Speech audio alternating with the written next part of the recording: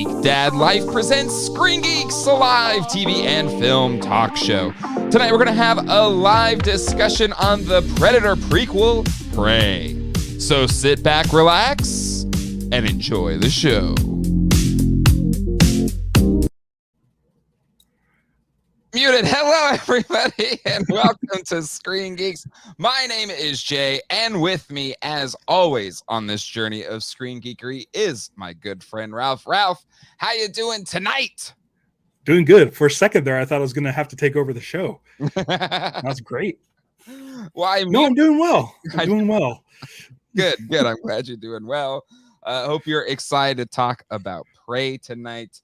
I apologize for the slight tardiness on the stream tonight. I was rewatching it ahead of the stream, and I was like, it's only an hour and a half. I got plenty of time. And it was like 8:45. I was like, oh my God, I haven't done anything to set up this show. So excited to be here. Right. I have a show that I've mentioned on this show several times. And I'm famous for it. But I just set it up a week in advance because I don't want to deal with it later.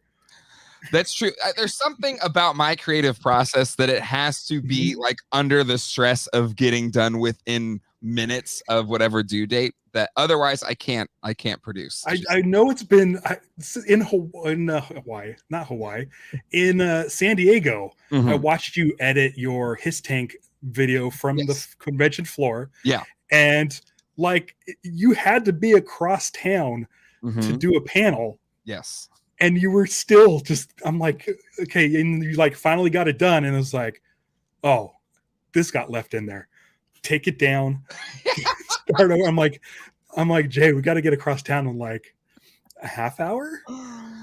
I knew I had time. I could have walked it. We ended up taking a cab over there, but there's especially Comic-Con, because I was doing those videos, I went over there, shot the footage, came back to the hotel, edited it, and then had to run across town for the Lost panel. At one point while I was sitting there hanging out with Zach, he mentioned that the F word was a bad word. It is a bad word. It didn't come from me. It came from the dude editing. Yeah. Well, it can be stressful. It's a little inside baseball right now for everybody watching. Hopefully you enjoy that as much as it seems like people enjoyed Prey. Let's say hello to the chat. We got Mike Hex in the house, Toy Geekosaurus. Neru and Predator Hot Toys, please. Agreed. So freaking good. Colleen is here. Ralph, you're here in the chat. It's incredible. Papo Loco is in the house, as well as Jay Andrew. Chinovo, definitely in the right direction for the last few Predator movies. Fight scene really made this movie. And the natives put a hell of a fight with the Predator. Yeah, the Comanche tribe, so well represented in this film. Just so badass on so many levels. Studio Henge. Toy Connections is here as well. Brick Something. Hey, y'all, loved Prey so much. My favorite of all the Predator films, and I love most of them. That's saying something. Also, check out Brick Something's new channel. Yes. I don't know if you know this, but Brick Something went to high school with me. Yes. And we grew up near each other, and he was 1 year in front of me. That's cool. We were talking about that. No idea. I feel like that's so freaking cool. And yes, I just started a YouTube channel, and then it's like, the people that just start, he's done a really good job, or like his intros and everything, like really like top notch stuff. I feel like I struggled for like a year and a half before, and I'm still struggling to get things created and put up on channels. But Brick doing a great job. Riley Bob is in the house with Prey being success. Now we need the mega crossover with Predators and Prey meeting in a space universe of old, new, and future. Maybe Black Phoenix is here. J-Rod is here as well.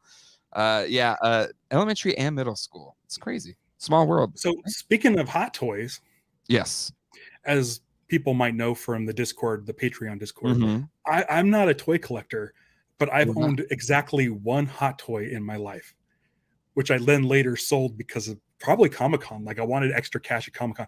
Totally regret it. And that was the Arnold Schwarzenegger Dutch Hot Toys figure, which was phenomenal. Yeah. I regret selling it. Yeah. The Dutch is really good. I mean, I assume we're going to get Prey Hot Toys. And I agree. Like Nehru, Naru, however is it Naru? But she was just a tour de force performance in the film. She just did a fantastic. I mean, honestly, the entire cast was fantastic. Like there wasn't a clunker in the bunch. And I think what did that was the I don't know, there's a lot of things. Well, before we get into it, we got to put up the spoiler alert, right? I almost forgot to do it. Sure. Yeah, go for it. Spoiler alert. If you are here, hopefully you have seen the film, because we're going to be talking about all of it. So last chance. If you haven't seen it, just come back later. Hit the like button before you leave, and then, just come back a little bit later. It's going to be fine. But yeah, I feel like I've already talked about on a few streams now that I absolutely loved this film. And I think I've seen most of the Predator films. But I think the last one, I didn't see The Predator, but I saw Predators. I think that was the last one I saw. And I'm in the same boat. Okay. And I liked it. People hate it, but I liked it. It was fine. But Ralph, what's your kind of pedigree here for Predator? I've never seen a Predator sequel that I've liked. Even Predator 2? I liked Predator 2. I don't like Predator 2. And I think, I know a lot of people have been talking about Predator 2 lately and how much they like it. And that first Predator movie for me is so dang perfect. Yeah. It's so good that it's hard to capture that lightning in a bottle. Yes. I thought I was going to get that with Predators. And I really didn't. And that's the one with Adrian Brody where they had, like, in the trailer, they had like 20 laser sights on his body. And in the actual movie, there was like 3, I think. And I'm like, that's some BS. Like, he's also bad. He's probably the worst part of that movie, Adrian Brody. They made a Hot Toys of him, right? Did they? Movie? I think so. I know Lawrence Fishburne had a hot toy. I remember that one. Because it was like on discount and stuff. And I didn't see The Predator because I heard the studio stepped in and like completely changed like Shane Black's whole deal with that movie. Changed his video. So I can confidently say that Prey is my favorite Predator sequel. Oh, I haven't seen AVP either, but I feel like it's kind of like its own thing. Yeah, it's kind of like its own little bubble. That was one of those things where I loved Predator and I loved Aliens, and the idea of putting them together was cool, but it was like PG-13, and I'm like, why? I heard the second one's okay, but I don't really. I've seen whichever one had the Alien Queen and the Predator showing down or whatever. I remember that. That's all about I remember from it. Some people are not liking your take on Predator 2. It's okay, Ralph. The honorable thing to do now is to take your katana into the woods, stab it with your tummy, bring honor to your family, samurai style. Sounds good. I need to rewatch it again, but I feel like every time I say that, it's like, nope, it's still not. It's still grimy, and there's a whole Rastafarian gang thing that I'm just like, is it just because of the dreadlocks? Like, I don't know. Yeah, it's been, in all fairness to Predator, I haven't seen it since I was like 8 or 9 or 10. I feel like I saw that movie. Like, I think it was a sleepover or something like that. But at the time, I thought the whole, like, basically the end that was really cool when he got which again ties into this, the gun and seeing being on the ship and stuff. That's the part that's kind of frozen in my mind that I thought was cool. Other than that, I don't remember much, to be honest, but I remember seeing Predator 1 when I was like 14 or 15 at my friend's house, and I remember thinking like, man, this movie's so cool. There's only one lady in it and she doesn't even kiss anybody, so it's even better. I was like totally like teenage boy, like girls are gross. Predators are cool. I'm just here for the shirtless dudes. It was great. I loved it. But I think by the time I saw Predator 2, I was expecting something different than what we got. I should watch it again because I feel like sort of subverting your expectations and doing something completely different is something I totally be on board with now. Yes. And so I think it would be a good time to have enough space in between where I can like give it a shot. Yeah. Give it, because people love it. And I know it has ties to this movie. I think that's what has me kind of like, maybe I should go back and see it. Now, it's a very like light tie, you know. It's not like Right. it's just It's the gun that thing, right? yeah, it's So, still one of those things that ties, like, even though this takes place 300 years before Predator, it mhm. still has a tie to the overall Yes. mythology. So it's kind of neat. Mhm. Yeah, I think I even though it's really simple, it was such it's that gun has kind of been in the comics. There's been fan films. There's been so many things that have tied into that. Mhm. Um, I'm trying to think of like an equivalent to another movie series where it's just a simple little prop or whatever that became that there was so like kind of mythology surrounding it. So them bringing it into this film, and it kind of it had a little it kind of did a little bit of its backstory, but I feel like future sequels could then kind of follow this gun along possibly and just Oh yeah. I don't know, like there's just something there with kind of that could be the little piece that kind of ties it together beyond it being, you know, a predator Yeah. alien in the And in film. the end credits, it kind of shows up, well, the idea of more predators coming Yes. back to Earth Mhm. shows that they do end up with that gun. Yes. Yep. Um, I've seen this a lot. Shinobu, Predator, in feudal Japan era, make it happen. oh, that would be I've seen a great. lot of those. That would be awesome. Yeah, that'd be great. Like any sort of time where there's like warriors. Mm-hmm. Right? Warriors worthy to fight a predator. I think that Yes. would be great. Mm-hmm. I'm gonna get this out of the way real quick, Okay. and I'm hoping that the chat doesn't jump all over me. Uh-oh. Speaking Why are of you trying to fan, start fights today? I'm really not, but you know, it sucks because like I don't want to be an echo chamber like He-Man, Mm-hmm. but I do have to put in like a counterpoint to Okay. the love that's happening. And listen, it's my second favorite Predator movie, and Okay. I thought it was a real fun, good movie. But Mm-hmm. speaking of fan films, I feel Mm-hmm. like some of the CG effects, especially the Oh, CG sure. blood, looked a little bit fan filmy. And Mm-hmm. I I feel like if the effects were just just a little bit better, Mm-hmm. this should have been a theatrical release. 100%. Yep. And the reason why I don't think it's a theatrical release is because there's no stars in it. Your biggest star is a Predator. Mm-hmm. And second, I feel like the effects, like I feel like if they had their mindset on a theatrical release, we would have had better effects and it would have been Yes. shown on the big screen. That's my only gripe, is that at some points the effects looked a little cheap.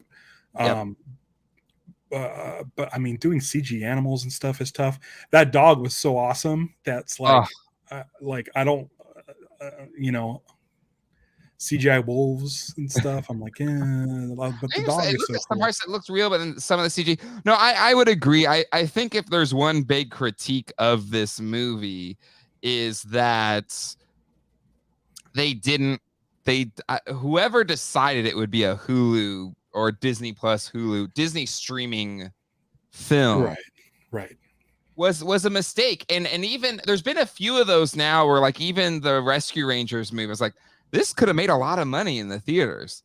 Yeah, And I feel like Prey as well, like this, when the top movies are still Top Gun and movies that have been around for a little while, yeah. this thing Top could Gun have was number 2 last week. right. Top Gun was number two. Yeah, This could have run. This could have run. This could have been number one in the movie yeah, theaters right now. yeah, yeah. I could have 100%. Um, and having a little bit of extra budget, I agree. The CG, I think this is you're not alone. You're not alone in that. Like Yeah, if there's one critique I hear of this film, is the CGI. It's a little bit low rent. yeah. Because And everything's shot with like there's such a small cast, and yes, there's not a lot of sets, and correct. it's mostly really natural, and it's out in nature, and it takes place Mm-hmm. outside Yep. in sort of a couple of acres of land, Mm-hmm. and so everything looks so real that when you start plopping in CG things, it's like, oh, it takes you out of it. Yes. Like I wish there was, I don't know. It's such a minor gripe for a otherwise a great looking movie. I Yeah. thought it looked fantastic. Yeah. But it just, yeah, it was like, oh, you're so close. Like Right. if you just had a little more faith in this thing, Yep. because the Predator's a costume. It's Yeah. not The CG. Predator looks great Yeah. when he's in there. Yeah, absolutely. Absolutely. And there's some CG elements, obviously the cloaking and stuff. Sure. But that's And always a little, I mean, since they've carried over the look from an 80s film, it's always going to look yeah. a little dated. But I think that's But for something that felt so real, like I feel like, and I could be wrong, I felt like there's a lot of digital blood, and I do not like digital blood. I really don't like digital blood. It just never looks right to me. Yeah, to me, I don't mind blood not being, because I'm not a big gore guy anyway. So like even this movie, I had some leftovers. I watched this at lunchtime, and I was like, "Oh, this is a bad idea." He just cut a wolf's head off and ends up pulling the spine out. Like, I know what Predator movies are, but it never occurred to me, don't eat your gnocchis while watching this movie. Oh wait, so this was your first time watching it, and you decided to eat lunch while you were doing it? Yeah, I watched it today. Okay. I was like, I'm gonna watch it today because guys, again, I have never seen a Predator sequel I liked, and so I was most likely gonna pass this up. I was just gonna let it go. If we weren't doing the stream, you would have not watched it. Yeah, interesting. But I'm glad I did. Well, the thing I'm almost upset about is they premiere this at Comic-Con on July 21st, and I was like, oh man, see this would have been cool to see in a hall. With a bunch of people. Again, there's just something about this. I wish my critique is I wish it was a theatrical release, because then I think you have a better budget for CGI. You have, and I think it would have done really well, because it's one of those things where I always worry, or not, I shouldn't say worry, but just given the state of a-holes on the internet, like, oh, it's a female lead, so here's where people are gonna be all ticked off. But I feel like universally, this is people dig this. I mean, I've seen those same critiques, and honestly, those people can just go. But I like, in general, it's been very well received by a lot of communities. Yeah, the one thing I saw was that they showed like all the soldiers from Predator, Arnold and Billy, or Dutch and Billy and Mac and all those guys, and how these guys couldn't kill the Predator, but this girl can. And I'm like, there's a couple things going on here. First of all, from the get-go, she's pretty much a warrior and has figured stuff out. Yes. She like came up with the plan to build the mountain lion too. Right. Like, it was her plan. And then also, like, the tribe and the brother also fights the Predator at the same time as her. Yes. And so it's like just stop already. Yeah. Just stop. Like, just it. Well, and she's grown on survival her whole life. It's not like she's just some girl. But the thing is too, is she beats the Predator by using her smarts and what she's learned, and her brother really beat it up in a way that it hobbled it, and then she shot it in the back of the head because she figured out how to use the flower to bring her blood temperature down, which I love how she figured that out. And then so it was already kind of hobbled in a sense, and then she still used her smarts to beat it, and that's what I think I love, and that's what made it so. The first one since the first movie, where it doesn't matter who you're throwing against it, you are outmatched. You are outmatched. And just coming at it the way you've tried to kill anything before, you aren't going to win. So you have to figure out how to, just have these survival instincts to try and beat this thing. And I love that that's how, she was able to defeat this thing. And that fight scene, but that last one between her and the Predator was so in the mud, enthralling, because she is outmatched. But again, it's just using the wits to just hang in there long enough to beat it in the end. And I freaking love it. Having just rewatched that fight scene, it was so good. And then the one between her and her brother, like that fight scene was just so epic. And then when he says like, I'm not going any further, this is where I end. It was just so emotional. And it was really moving. Like, to me, everything, every fight, every cut, every wound was like earned in this film. Nothing felt like a given. And I think that's where anybody that gives me a critique, like, I'm like, you're just trying to complain. Like, I felt like everything was earned. It's not like the guy told her how to use a gun and she knew how to use it. She messed up. She didn't get it right. Yeah. The first time. So it's like there is some learning there and adapting. Yeah. So all those guys can go kick rocks. We don't need any of that on here. Yeah. I think one of my favorite things, speaking of wounds, is the fight with the bear. It is a little CG, but the bear coming up out of the water with the green coming out of its mouth, I'm like, ooh, got it. Yep. Yeah.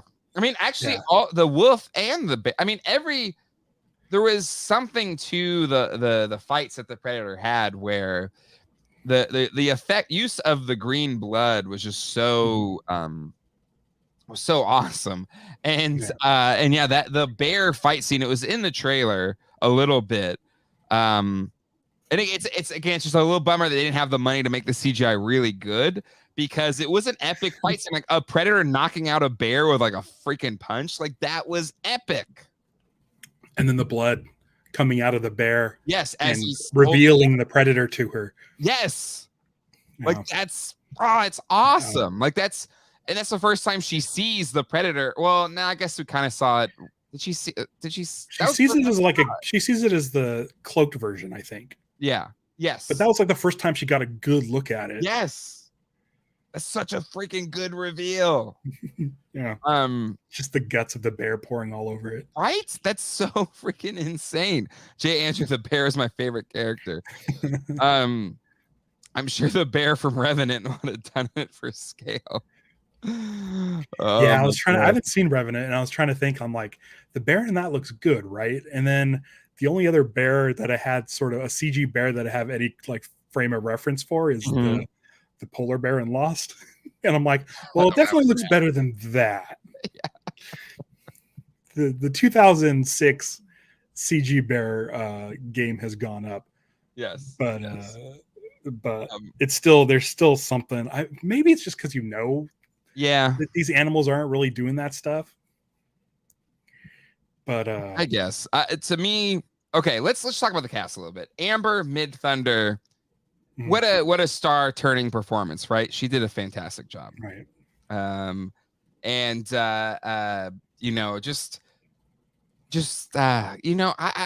even know how to explain it, but she owned every scene she was in. You kind of felt it, and even just her looks, even just in the quiet, like, I just felt she was just, I don't know, she was really she enraptured me, like, on the screen. It was so such a moving performance, kind of in a similar star turn as Sigourney Weaver in Alien. You talk about like these heroines in action or kind of horror films or whatever. Sarah Connor in Terminator. Just these performances that are just so badass and just awesome. Like, I can't wait to see what she does next, because I feel like this was a star turn for her in this film. She was. I wonder if they'll try to put her in more action oriented stuff as well. I hope she has like a Sigourney Weaver kind of thing where she kind of do whatever the hell she wants, like do it like John Wick 4 maybe. Okay. Like, see her in like a completely different sort of environment. Because real physical. Yes. I'm assuming there's stunt doubles and stuff, but I guess so. For the most part, when like she's throwing the axe, she really sold it that she was actually doing that stuff. Yeah. It was all the fights were really good. I think she was only in Legion before, but only knew Amber Midthunder from Legion. She definitely pulled you into the character story. She was awesome Legion, but didn't have much to do. Yeah, it just felt real. The whole film The whole I love the people calling her to be X-23. I think she'd be great as that. But Right. the whole film, aside from the CGI, just pulls you in. Yeah. And I was reading something about the consultants for the Comanche Nation, and teaching them about their ways and stuff. It just felt very the cinematography, the use of natural light throughout. Like it didn't feel like a movie set. It just felt like they were shooting a camera. And I think that's where the CG comes in. Like everything looks so perfect. Yes. Did you watch the Comanche language version? I want to now. I do. I know there is the Comanche edit where it's just the Comanche dub. They like did it with the full Comanche language and in the subtitles. I would absolutely. I will watch it that way. My only thing is that they didn't shoot it in the Comanche language. Like they didn't do alternate takes in Comanche. So it's essentially they're still speaking English, but it's dubbed in Comanche, which is fine. But I was like hoping, I was like, man, you could have just done a Comanche take on everything and done a Comanche cut.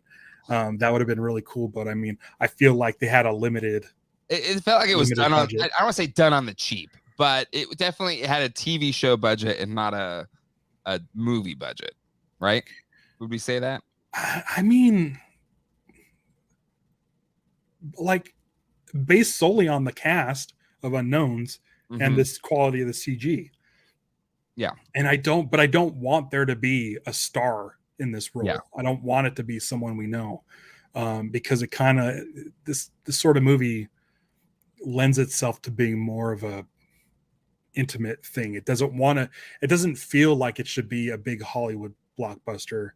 I wouldn't like. I don't want whoever. I wouldn't want star people in this. I think that's what makes it. Yeah.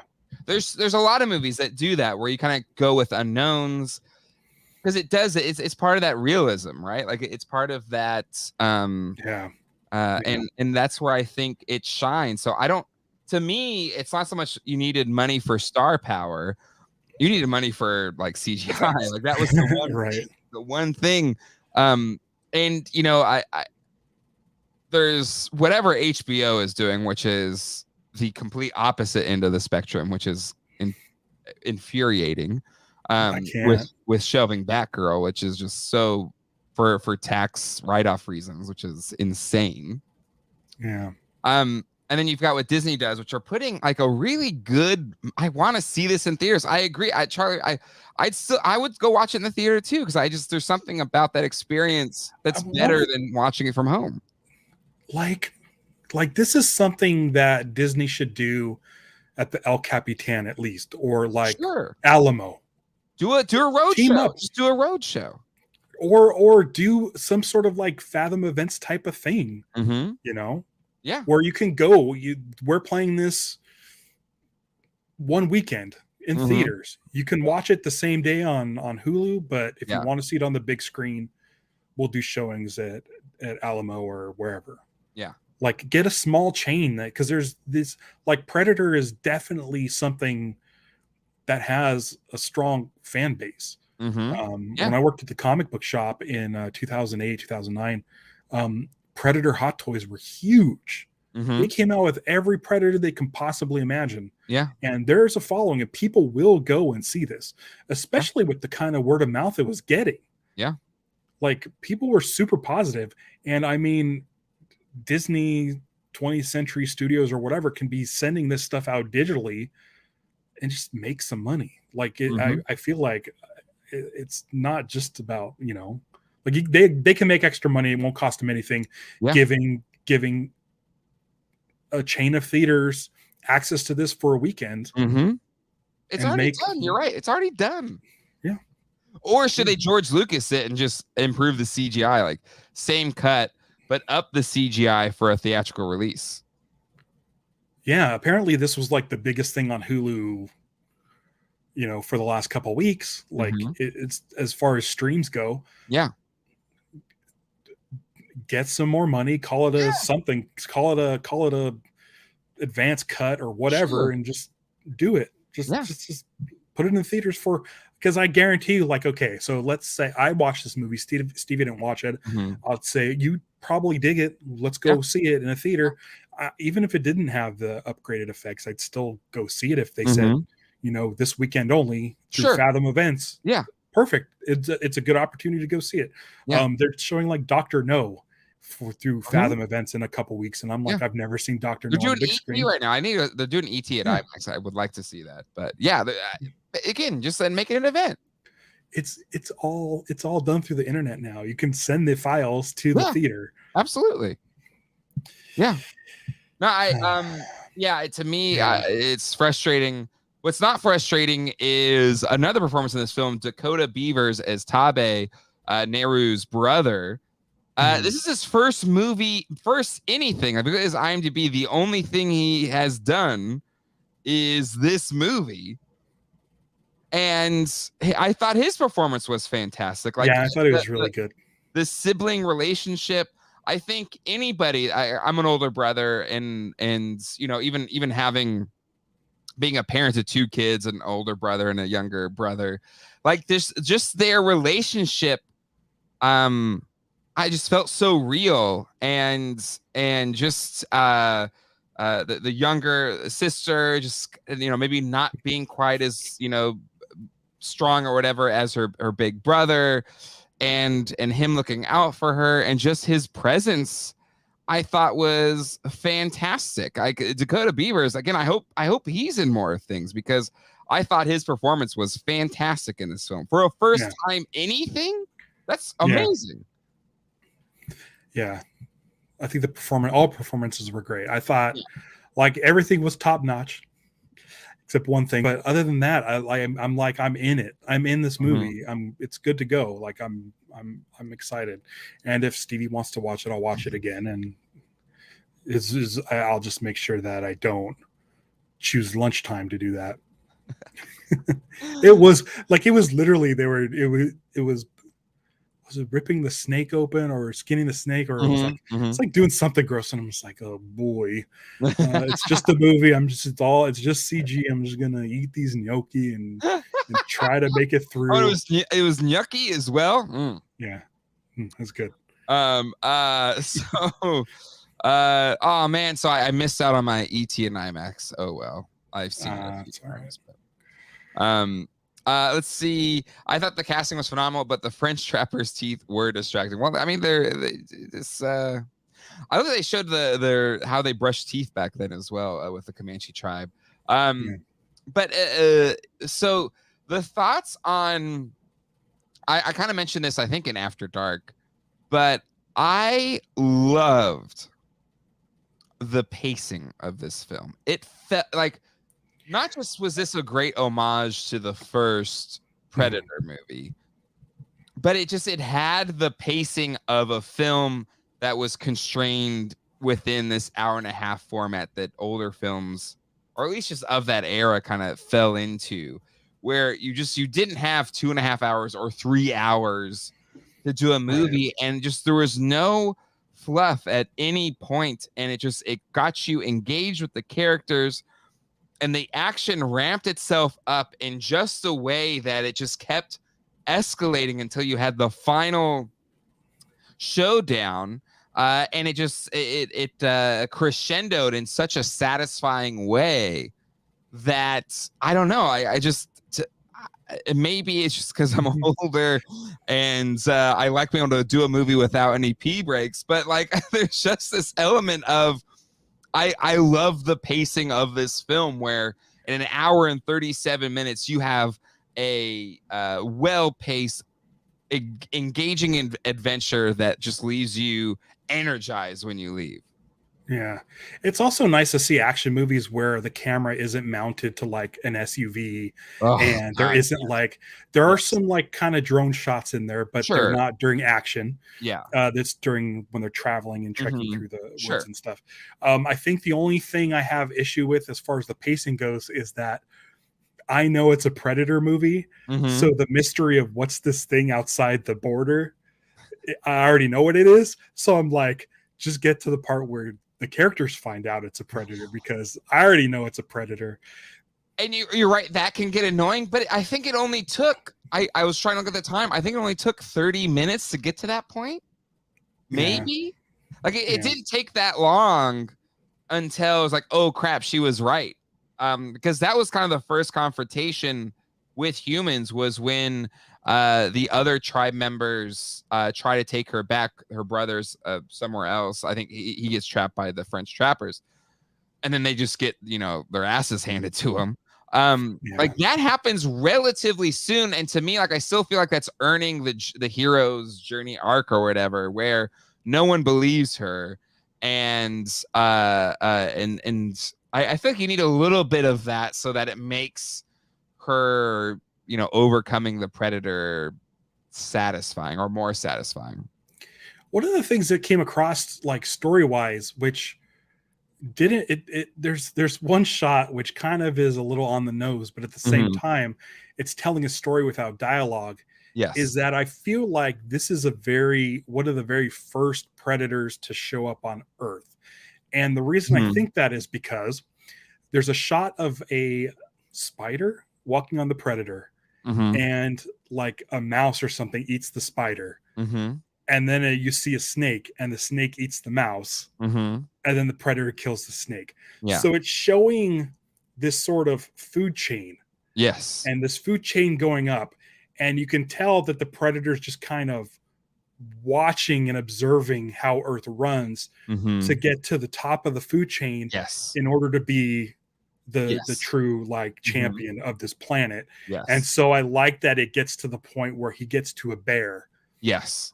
And he defeats the bear, but I think he also notices that there's bigger creatures than the bear, like in the water buffalo that were killed. Yeah. And it just keeps going up. Yes. And I feel like the Predator has decided that man is the top of the food chain. Man is his best opponent on this planet. Yes. And that becomes his focus, is taking out men. And so we kind of get that in the original Predator movie, like that it's hunting for sport. Yep. But this is like the first one to show up to actually, like, observe, to see that man is kind of working his way up to the top. And then we see in the end credits, after this Predator has been defeated, we see the sort of cave drawings, and then two Predator ships show up at the Native American camp, and it shows you, okay, something killed this Predator. So now all the Predators on the Predator planet are like, okay, this is the place to go. This is the place to go to find opponents. Yeah. And it will be fun if they continue. And we do see the evolution of human weapons and fighting tactics. I guess samurai would be after this, right? Yeah. But to see sort of, I'm trying to think of, I am awful at history. I don't even know why I brought it up, but I feel like samurai were either around this time or before. So this being a first Predator wouldn't make sense. Samurai or bushi were the warriors of pre-modern Japan. They later made up the ruling military class, which eventually became the highest ranking social caste of Edo period, 1603 to 1867. Okay, so they're before and after this. Yeah, exactly. So you could theoretically set it up for after. You could do it still. So then you put the gun in the Predator's hands and then do the sequel during samurai times. Yeah, maybe that's oh, that doesn't make sense. Never mind. I was going to say that's go ahead. Where they come up with gunpowder, but I'm way off. I'm way, I don't know what's going on. I like retconning history. I like that idea. Yeah, like, it's always fun. Like Stargate, where you watch Stargate and you're like, oh, the pyramids were actually built by these aliens. Yeah. Like that kind of stuff's fun. I think I like that in science fiction. Stargate, I love. Eternals, I hated it. Like, I didn't see Eternal. I still haven't seen. You Eternals. haven't? No. It's essentially the same concept, just like, oh, these aliens are the reasons humans created all these great things or whatever. Sure. I'll watch in general, I don't like that because then it just like it negates these amazing things people made in Egypt or South America or whatever. I want to say Army of Darkness does it, where Ash brings gunpowder into the fold, into the medieval fold, and they learn about gunpowder. Yeah, I mean, if it's like that where it's tongue in cheek and fun, I think that's fine. But it's fantasy. Predator versus Nazis. Dang, Predator versus Nazis. because that's fine. Because then you're just like, kill them all. I hope the Predator Right. wins this. The Predator needs to win that one, right? If it's Nazis. Predator, well, there are Predators in a platoon side by side, which I think Shane Black was trying to do with the Predator, because there's like behind the scenes stuff where Predators are walking alongside like the army in tanks, like they're fighting with the humans for something. Yeah. I don't know. I haven't seen that one. I should probably see it just to see it. I heard the finished product wasn't great. Checking to the chat here, Colleen says every film needs to have pacing like this. I missed that. Brick something. The way it opened up was fantastic in terms of pacing, set the world, the relationships, then boom to the ending. Like I agreed. Like it didn't waste any time, but it still felt like you were connected to the story. And I give credit to Dan Trachtenberg, who directed this film. And the only other one he did was that 10 Cloverfield Lane, which was actually I dug that movie. I like that movie a lot. That was John also Goodman a small cast. Yeah. It was 3 people in that cast. It was tiny. Colleen and I saw that in the theaters, if I remember correctly. I really dug it. Great death rate, great character development in this. Felt invested in the main character surviving and the furry French dying. Charlie Weaver, I loved how they were giving homage / trolling with old references and MacGuffins, the mud, and how it was used a completely different way as part of the movie. I agree. There is this sense, and I know people critique the sequel Star Wars series of like leaning too much into the homage to the original trilogy, or Ghostbusters for leaning too hard into the first Ghostbusters, or Afterlife for leaning too hard into the first film. But I love how they connected to the first film with this movie. It didn't feel like fan service. Well, maybe it was still fan service, but it didn't feel hokey. Like, does that make sense? Like, there's really only a couple of things. It's almost like the come here, do it. I'm right here, kill me. Yeah. That is kind of in there. The if it bleeds, we can kill it. Yes, I cheered that. I was like, yeah, he said it. I was fine with that. One thing, and speaking of Ghostbusters Afterlife, which was my least favorite part of Ghostbusters Afterlife, was the overuse of Elmer Bernstein's music. This didn't have any Alan Silvestri music from the Predator score. I really liked this score a lot. Yeah. I really liked it. Some of the electric guitar maybe a bit too much, but it was like it happened at the right moments. So I really dug the music. I thought the music was really good. Yeah. I'm gonna have to see if it's on available to download. Yeah, I'll check it out. Again, real moody. Much like the pacing of the movie, it didn't overwhelm you. It wasn't like not to say he who shall not be named, but it wasn't like a Zimmer score. It's like blah blah blah blah, like hitting you over the head. Like it just it accentuated the scenes and You're it lucky. added them.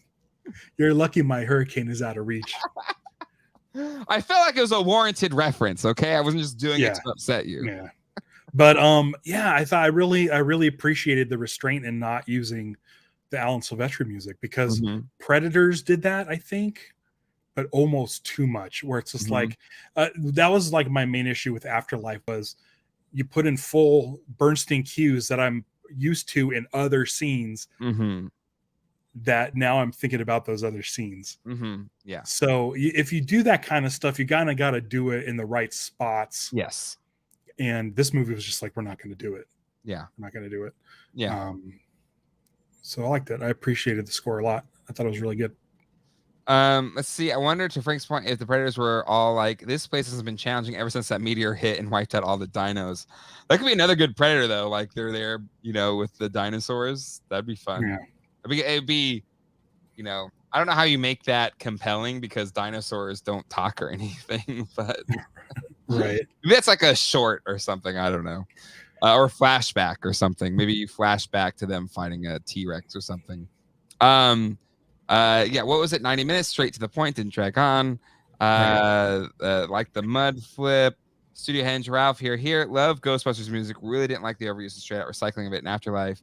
And Brick something, got to look for that Prey Mondo 2X LP, Ralph. Imagine the artwork. Yeah, I could see it. I could see some really cool artwork for this.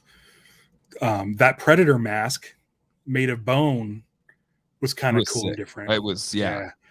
Are they And the way the mandibles, predator? this mandibles kind of up here a little bit more. And they sort of peeked out of the mask like a crab. The design of the predator is really good. If they don't do a Hot Toys of this, I don't know what they're thinking. I really have no idea what they're thinking. If they don't. There's no way they don't. They have to.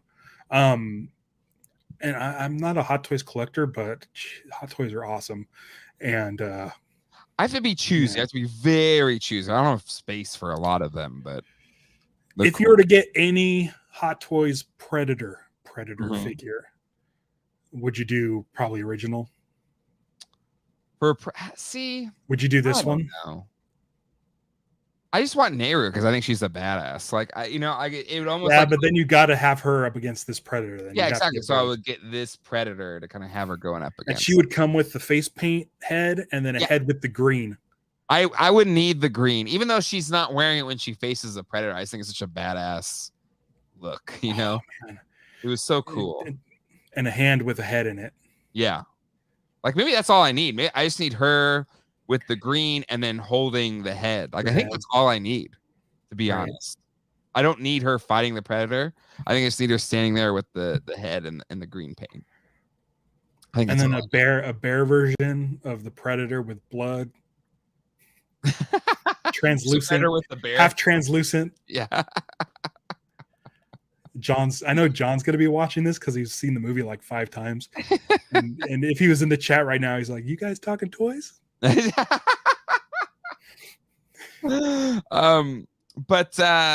yeah, I think that's the one I would want, and that's all I would need. I think that's all I would need for this film.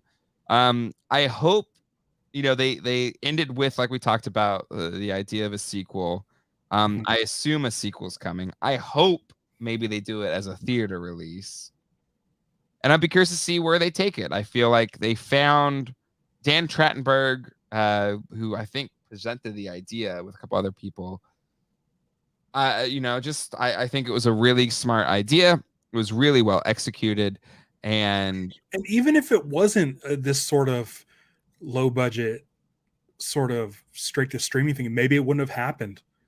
Maybe that's how this got made. Is like we don't have faith in the Predator franchise anymore because the last one apparently was a mess. And maybe they're like, if I can keep it under a budget, would you put it on streaming?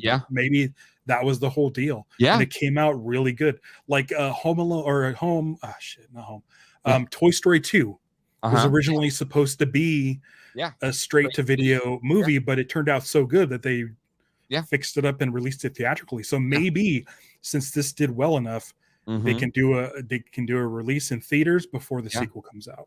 That's a really good point. There is something,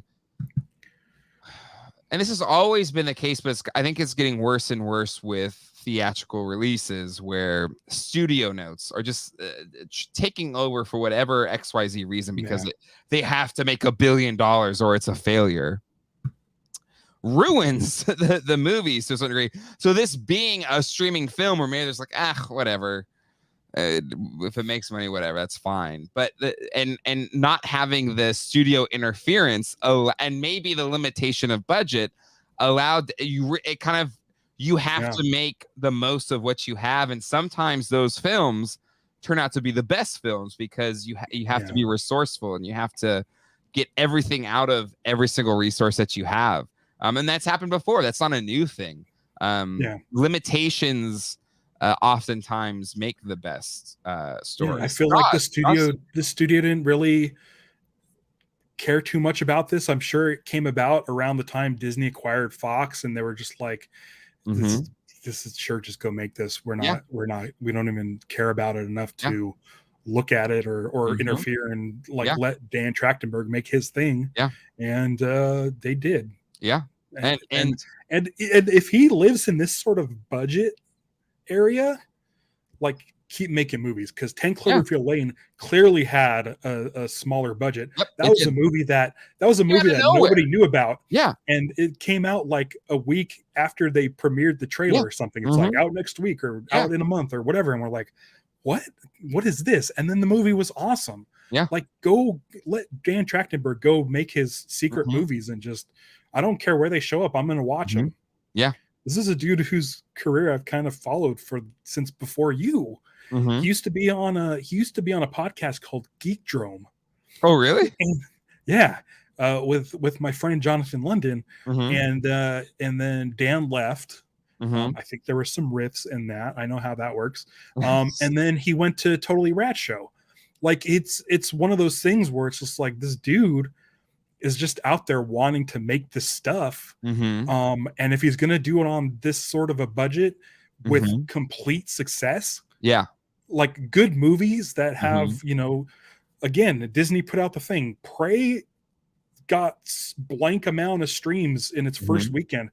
That's Disney. That sort of, those numbers don't get out there on their own. That's Disney being happy with the outcome of this product that they probably spent a fraction of a Marvel movie on. And so it's like, let him do that. Give him whatever he wants to do. And if you want to bump up his budget a little bit, but just leave him alone. Let him go do his thing. He doesn't need to do a Marvel movie, but if he does, have him do like something smaller. Let him do like a Howard the Duck or I kind of don't want him to do a Marvel movie because it's like any of those bigger tent pole movies.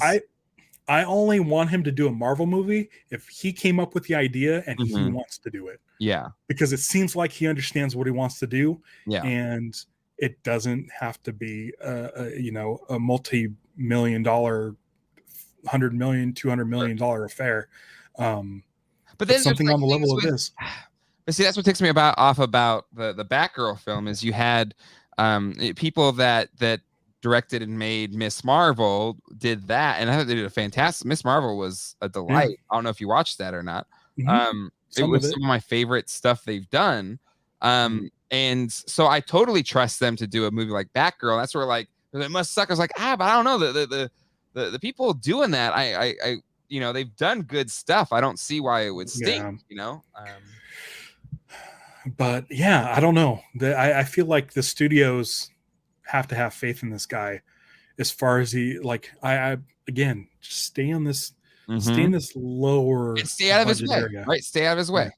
That's why I think I like Shazam so much is because you can tell it's a lower budget movie, but and that the studio probably didn't care about it at the time, and so they let the director do his thing, and it turned out great, and it made him money.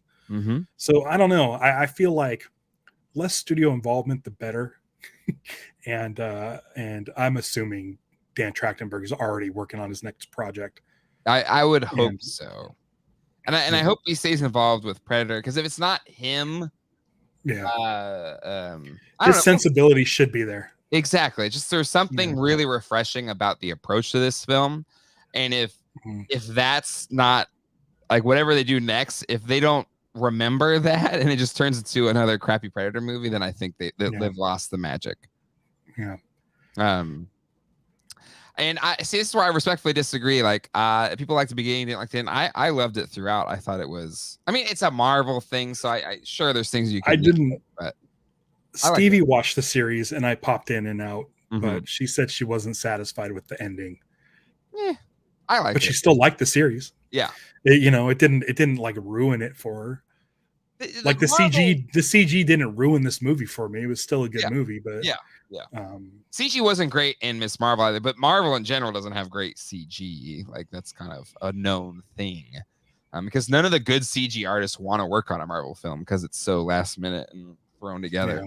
But that's neither here nor there. Prey is awesome. We love it. And now, Ralph, it's time for screen memes. Oh, I thought you were going to say toy hauls. No. You got your Jon Stewart, though, my friend. It's looking nice. I did. I am now a superpowers collector. I have one superpowers. If anybody has a lead on it. Yeah, if anybody has a lead on Hal Jordan. I mean, they redid The Flash, but if they redo Hal, then I'm set. It's true, but the original Hal Jordan's so nice. You know what I think I'm gonna get it regardless, is the Dakota statue of the Hal Jordan superpowers toy. I think John just bought one. He may have sold it already, but he got one in that whenever that show he went to. He got a whole bunch of superpowers ones, I think. They're pretty cheap. They're like $30. All right. You ready for screen memes? Sure. Stump Ralph. Did anybody send in submissions? 'Cause I don't think I have any submissions for Stump Ralph. I'll give you all a second if you want to send in. I'm And again, 3 for 3. Stump Ralph is a VHS cover that does not reveal the title of the film, but you want to crop it. So just a section of the VHS cover, and then Ralph has to decipher or figure out what the film is. There is no film too obscure. So if you want to send in one while I go through these screen memes, you pull that with John, where you say he's like a self-proclaimed master of all toys, and I'm pretty sure he had a 3-week slump in there that proved otherwise. Nobody's perfect, right? A Hall of Fame hitter loses 7 out of 10 times. You call it yeah, it is. It is a thing. We haven't done it that much, so you don't feel bad if you don't know about it. But yeah, Stump Ralph. So if you can find a VHS cover, but do not show the movie title, and send it into geekdeadlife@gmail.com, and then we'll have a Stump Ralph. See, I even got a graphic for it right there. Stump Ralph. Yeah. There we go. Okay. Screen memes time, though. So let's share my screen for some memes. First up, I love this one. Prey is a bad film because unrealistic for a woman to defeat an advanced killing machine. My brother in Christ, Ellen Ripley and Sarah Connor did the same thing in their first films. They gave you exactly what you asked for. And Sarah was like the least trained. She was like a server at a restaurant. Yeah. Who got ice cream dumped in her apron. Like she was not equipped. But Kyle taught her. Mm-hmm. Yeah. Terminator 1's a perfect movie. I haven't seen Terminator 1 in a long time. I'm one of the guys who likes Terminator 1 more than 2 because it's a perfect loop of a movie. It's all self-contained. Yeah. But watching Light and Magic and just seeing like Terminator 2 footage makes me like for some Terminator reason 2 more. Terminator 1 always depressed me. And I always felt Terminator 2 ended on a more hopeful note, I feel like. So I always like 2 better. Because it ended with a thumbs up. Right? I just felt like, okay, we're going to be okay. Versus like 1, it's just like, oh, crap, it's still coming. We're going to die. Just the way the music ended that film, I don't know, it just always unsettled me. Yeah. As she's driving off into the distance. The storm into the map. Yeah, exactly. Just it always freaked me out. Okay, moving on. All right. Best thing about Prey. Is it Sorry, the dog? I don't remember. But yes, the pupper. Man, Matt, I'm wondering how many dogs Dan Trachtenberg saw before getting this good boy. The story, I mean, it's well known at this point, but it's a shelter dog, and it wasn't intended to be used that much throughout the film. But the dog did so well, performed so well, they wrote the dog character throughout the whole film, and the whole and it just did that thing where it's just like they better not kill this dog, they better not kill this dog every time, and they knew it, so they kept putting that dog in peril. Yeah. This better not be Will Smith in I Am Legend. They better not I Am Legend this dog. No, look at that face. It was a good boy. He was a good boy. Yeah. But love. Dog.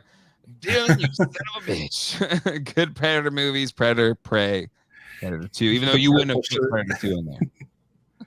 Oh, Predator 2 is in there. Yeah.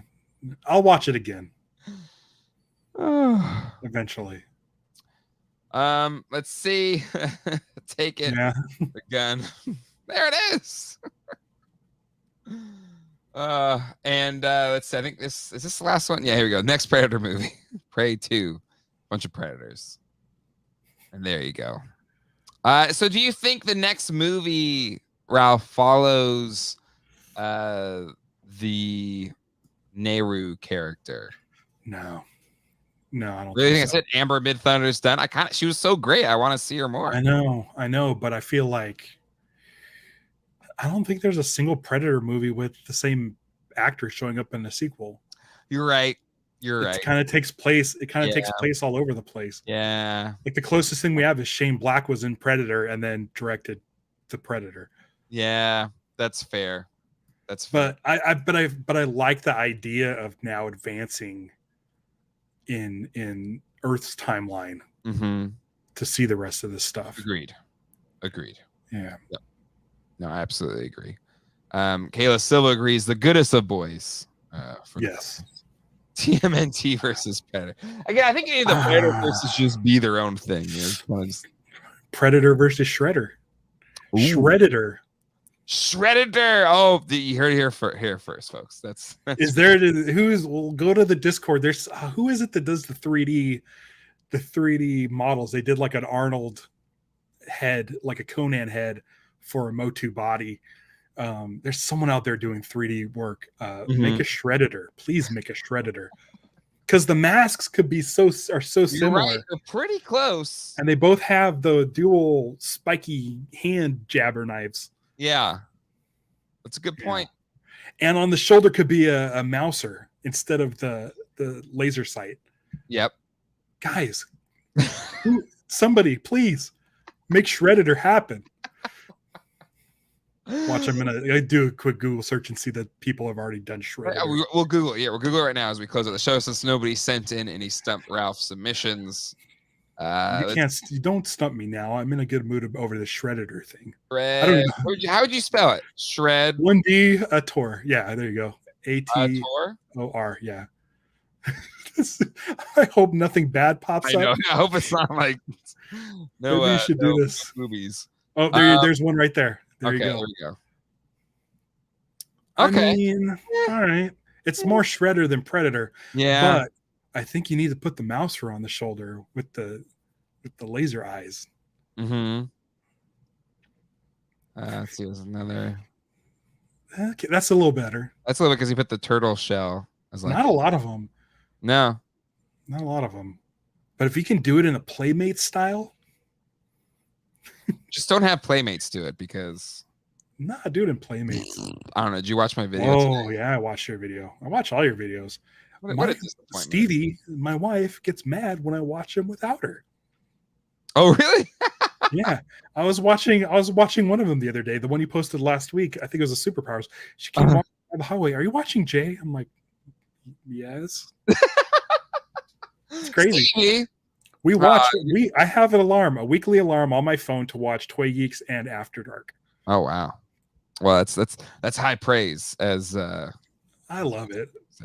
There we go. It's okay. Don't stump me now. Having such a good time. Stump that. Well, if you send something in, brick something, then we got it. We got a couple Stump That Ralphs. It's that time.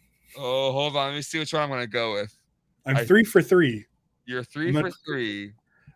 Wait, I can't close the comments. Is John been just lying the whole time? He just goes to the. I know. I'm just kidding. You're trying to start that. Okay, I'm gonna go with Charlie Weaver's because I don't even have a remote clue of what it is. He has the answer in there, right? Yes, the answer is there. We have the answer. Oh, all right. Okay, are you ready? Are you ready for it? Are you gonna do the thing? Okay, yeah. Here we go. Hold on. It's that time again. It's time to stump Ralph on his knowledge of all things movies.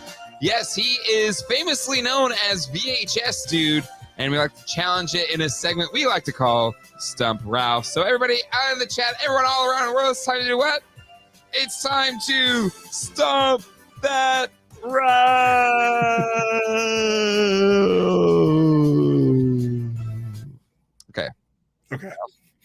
If you don't know, Ralph led a very successful Vine before they shut it down called VHS2, but you're still on Instagram and stuff. But Instagram and everywhere, YouTube. But you kind of made it a thing of like pulling videos from old VHSs, just random funny clips. Well ahead of they're all up. They're all up and they're still fun to watch. Check them out. At VHS Dude everywhere. Right. So Ralph, enough. I'm scared. What did Charlie send? Any little context? One of the first VHSs I got to pick myself when I was a kid.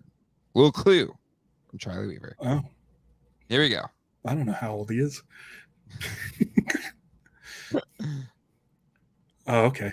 I know what this is. Dang it. Okay. Should I do like a no, I was trying to think of a way where it could like add suspense. This is The Stuff. Boom. Well done. If you haven't seen The Stuff, Jay, if anything, just watch the trailer for This Stuff. Is it creepy? I don't like scary stuff. It's do you remember The Blob, like the Steve McQueen one? Yes. It's as creepy as that. It's not very creepy. Okay. It's like a product of like marshmallow fluff that they've been selling. But it's like turns into this goo and has been devouring people. I'd say watch the trailer. You'll think it's hilarious. Everybody check out The Stuff. I'm gonna go back to the comments. Well, Ralph, you're 4 for 4. You've never been beaten. Right. Never lost. Scares me. Never lost. And see the New World Pictures logo down there on the bottom left? I almost wore a hat with that on it. It's sitting right over there. Should have known. Should have known better than you and been able to, or that you would figure this one out.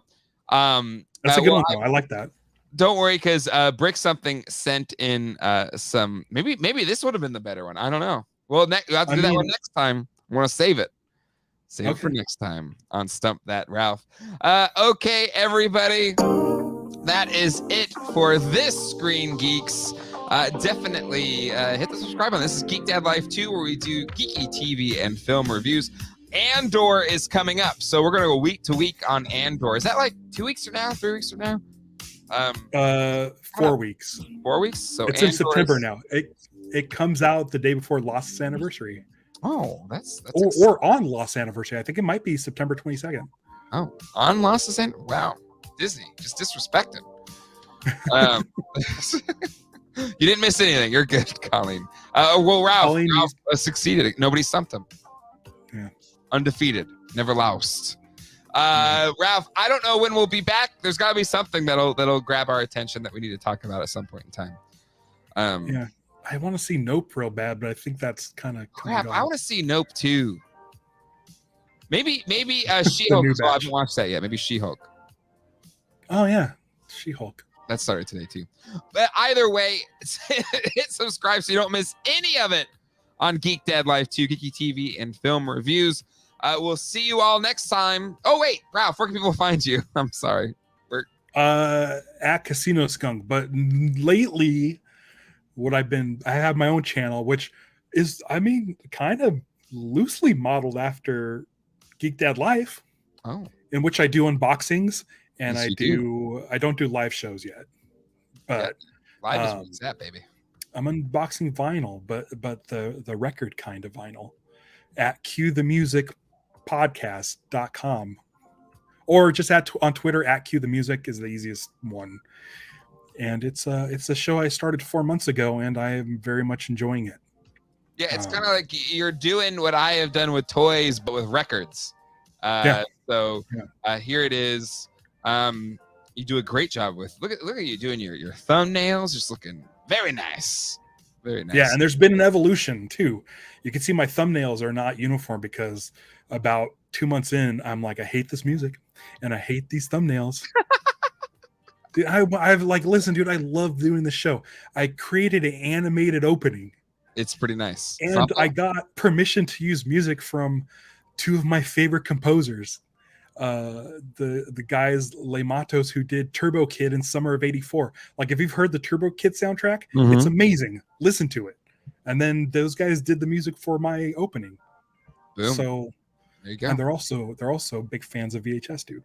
That's how I know them. Listen, Ralph's got friends in high places. Yeah. Don't ever doubt that. But definitely give Cue the Music a subscribe, and I'm really doing it. And live action Star Wars, of course. You already know about that. I haven't heard. Someone on Discord, and I don't mean to hold up the show, but was like, I know Ralph mentioned live action Star Wars like 30 times on Screen Geeks, but then I realized, that's something I should go actually look at. I'm like, yes, go subscribe to live action Star Wars. It's a weekly live show about YouTube channel, a podcast, or whatever, where you tell your friends to go do it. It's like back in the day when you had a band and you like asked your friends to come see your band play. But oh yeah, absolutely, I'll definitely go. And then nobody shows up. This is kind of similar. It's 2 clicks away. It's so easy. Make me happy by hitting that button. All right, that is it for this Screen Geeks. We'll see you all next time. Hasta luego and goodbye. Take care, everybody.